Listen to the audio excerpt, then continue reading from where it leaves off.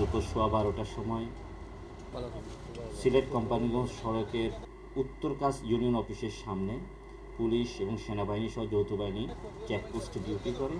ওই চেকপোস্ট করা অবস্থায় কোম্পানিগঞ্জ থেকে আসা একটি যাত্রীবাহী বাস তল্লাশি করে 24 বোতল মদ সহ ভারতীয় তৈরি রয়্যাল স্টেজ হুইস্কি নামক ওই মদ জব্দ করে। এরপরে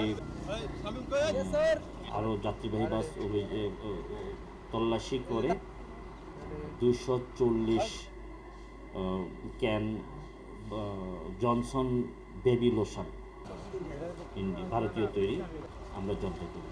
এবং জনসন বেবি লোশনে পাওয়া গেছে 2 ব্যক্তির কাছে। একজনের নাম হচ্ছে বাবেল চৌধুরী, আরেকজন রাজু দাস, দুজনের বাড়ি জগন্নাথপুর।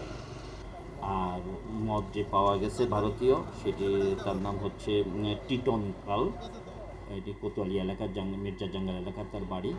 তার কাছে আমরা 24 বোতল পেয়েছি। এটি যৌথ বাহিনীর অভিযানের মাধ্যমে এটা পাওয়া গেছে।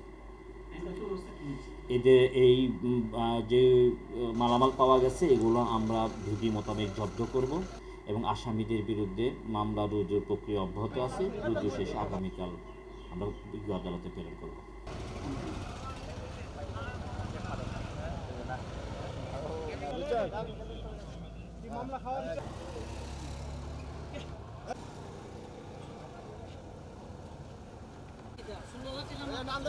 আপনারা